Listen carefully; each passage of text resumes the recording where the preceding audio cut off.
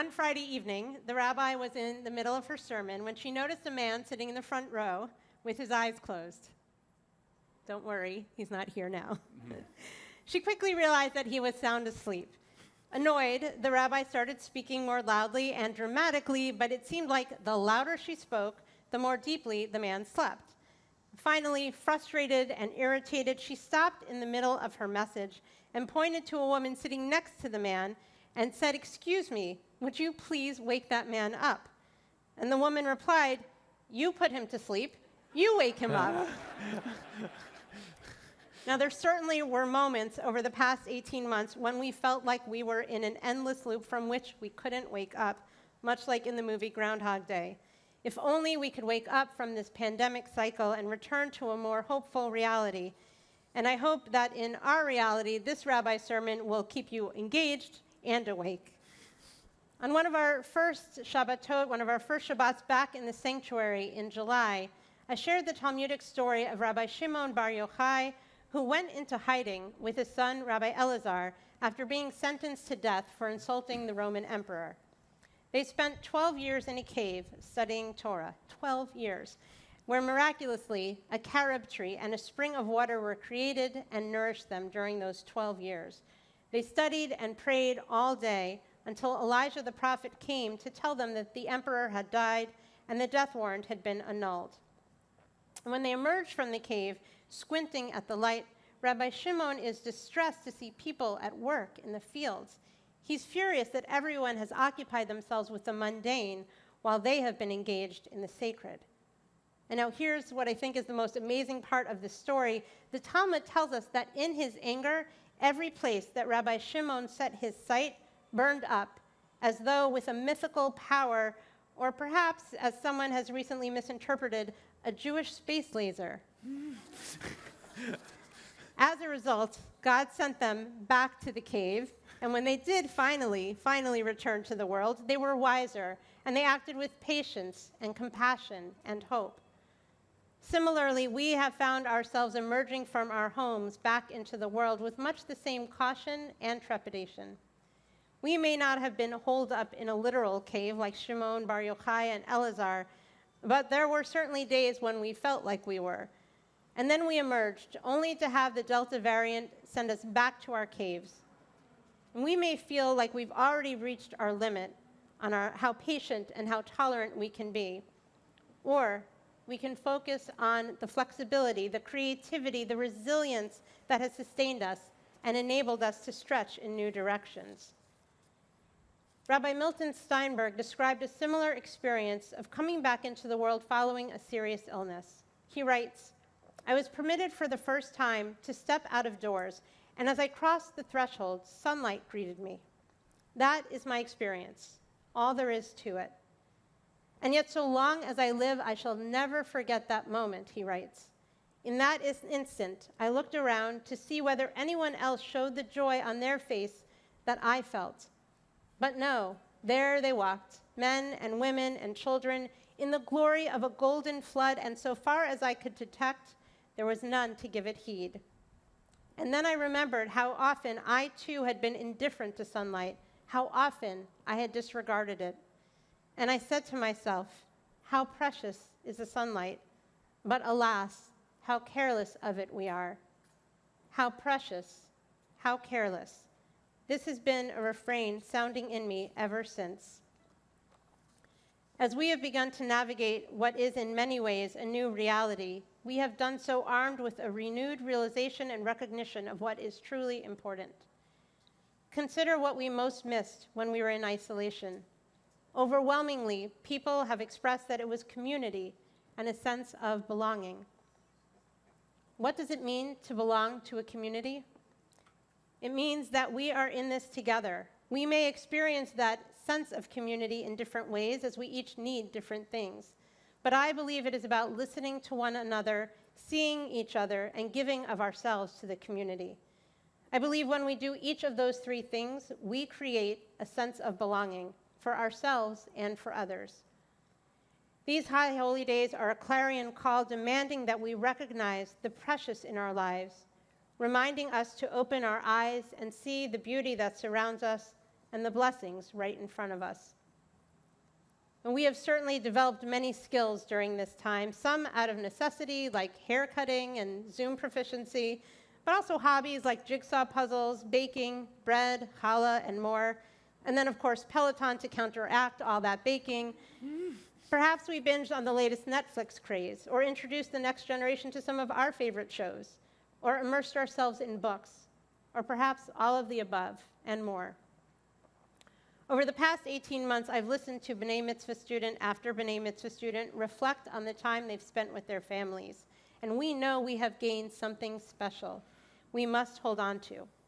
And that is true not just within our own families, but as we emerge from our caves, our homes, and return to our offices, schools, and other regular hangouts, so too we come back to our spiritual home, whether we are physically here at this moment or joining through the live stream. Reverend Esau McCulley, a professor of New Testament at Wheaton College, teaches that the pandemic has reminded us that life is more than what we do. It is about whom we spend our lives with. We cannot hug a career or laugh with a promotion. We are made for friendship, love, and community. We are made for friendship, love, and community. What a quintessentially Jewish concept. We need each other more now than ever. We now look at the world differently. We look at it with open eyes, with gratitude, with a renewed sense of vision. As life returns to normal, how will we retain that sense of vision, that understanding that what is real is not always what is shown on social media? We as a society have actually become more comfortable in these last months being vulnerable and honest on social media. We've allowed each other to see us as we truly are. And I pray that we will continue to look at one another with open eyes and clear vision. Belonging to a community also means to pay attention.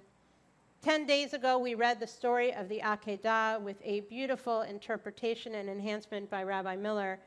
And there's a midrash that the ram was stuck in the bush before Abraham ever got up the mountain.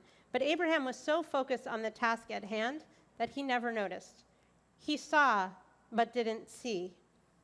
In a similar vein, there is a teaching that the burning bush had actually been burning for a long time, but no one had stopped to look and take notice. And when Moses stopped and turned aside to look, God knew that Moses was the right person for the job. And at that moment, God called out. Moses noticed the bush and saw it with open eyes. Imagine what we could see if we looked at the world through open eyes. Too often we become concerned about the expectations of others. We see ourselves through the eyes of others and only show them our virtual selves rather than our real selves. As a result, rather than asking for help and getting the support we need, we put up a front and we walk by each other without truly seeing one another.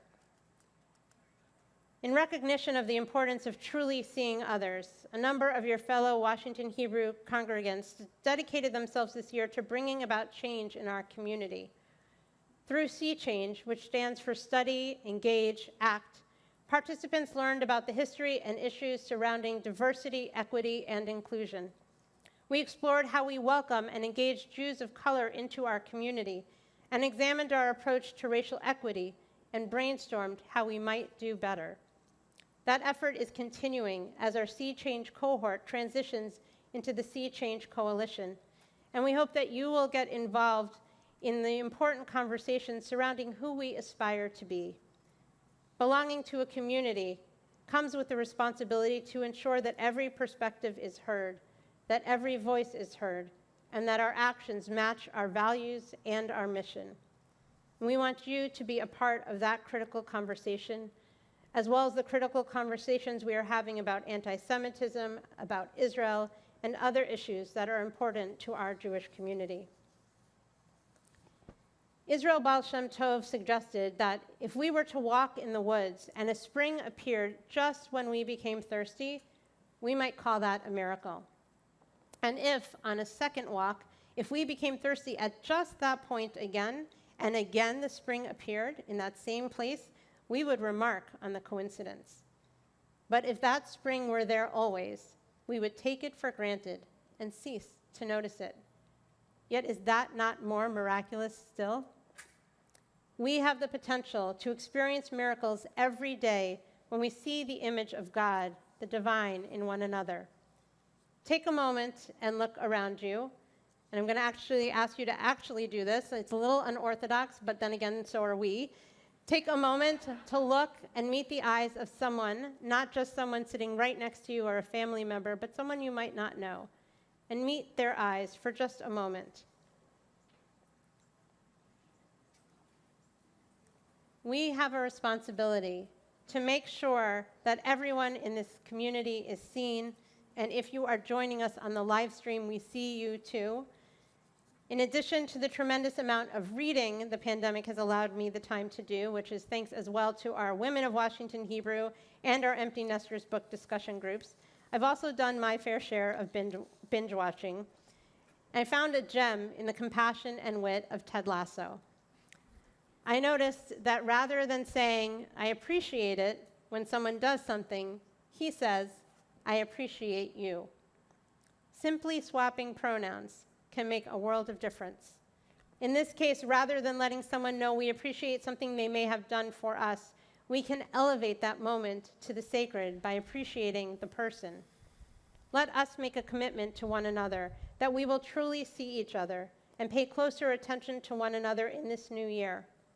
If our eyes are open, we will be better able to understand what each member of our community needs in order to have a sense of belonging. Let's make sure we all feel a sense of belonging this year by paying attention to each other, by seeing each other, by listening to each other. Belonging to a community also means caring about other people's happiness. A professor gave a balloon to every student who had to inflate it, write their name on it, and throw it in the hallway. And the professor then mixed up all the balloons and gave the students 5 minutes to find their own balloon. And despite a hectic search, no one found their balloon. So at that point, the professor told the students to take the first balloon that they found and hand it to the person whose name was written on it. And within 5 minutes, everyone had their own balloon. And the professor said to the students, these balloons are like happiness. We will never find it if everyone is looking only for their own. But if we care about other people's happiness, we will find ours too. We are strengthened when we are helping others, collectively and individually strengthened. It is a bit of a paradox that when we give to others, we actually have more. When we make a commitment to give, to be a part of something, we become a part of something bigger that gives us strength in return. This is in part the phenomenon behind the huge success of Peloton. It is not just about exercising, but even more perhaps about the support and encouragement that community provides. People share all kinds of experiences, life events, challenges, celebrations, and more, not only in a ride, but in groups that are formed to provide that support. But we gain all of that and so much more in the family that is Washington Hebrew Congregation. And we gain even more when we show up, when we take part, when we connect with others, when we learn together, when we pray together, when we build for the future together. The story is told of a member of a synagogue who, after attending services regularly for years, stopped going. And after a few weeks, the rabbi decided to visit him. It was a chilly evening, and the rabbi found the man at home alone, sitting before a blazing fire. And guessing the reason for the rabbi's visit, the man welcomed the rabbi to a chair in front of the fireplace and waited. The rabbi got comfortable but said nothing and just silently contemplated the flames dancing around the burning logs. After some minutes, the rabbi took the fire tongs and carefully picked up a brightly burning ember and placed it to one side of the hearth all alone. And then the rabbi sat back, silent. The host watched all of this with quiet fascination. As the one lone ember's flame diminished, there was a momentary glow, and then its fire was no more. Soon it was cold and dark, and still not a word had been spoken. Just before leaving, the rabbi picked up the cold, dead ember and placed it back in the middle of the fire, and immediately it began to glow with light and warmth of the burning coals around it. And as the rabbi opened the door to leave, the host said, "Thank you so much for your visit, and especially for the fiery sermon. I shall be back in shul next Shabbat." Each of us strengthens our community, and each of us receives strength from our community. That strength takes the form of learning, growth, friendship, and support, both in ordinary times as well as at sacred moments. As we contemplate what it means to belong to this sacred community, let us reflect on the words of parenting expert William Martin about how we all might rethink the ways we live our lives as we come out of this pandemic. He writes, "Do not ask your children or yourself to strive for extraordinary lives. Such striving may seem admirable, but it is a way of foolishness. Help each other instead to find the wonder and the marvel of an ordinary life. Show each other the joy of tasting tomatoes, apples, and pears. Show each other how to cry when pets and people die. Show each other the infinite pleasure in the touch of a hand, and make the ordinary come alive. The extraordinary will take care of itself." This year, we will make the ordinary come alive, and we also know that we will create extraordinary moments for and with one another. As we emerge back into the world and feel the sun's rays on our faces, may its warmth fill us with care and compassion for one another. May we continue to build an extraordinary community together, one in which we take care of one another, one in which everyone is seen, and one to which everyone is proud to belong. Ken Yehi Ratzon, may that be God's will, and may we work together to make sure it is our will as well. Amen.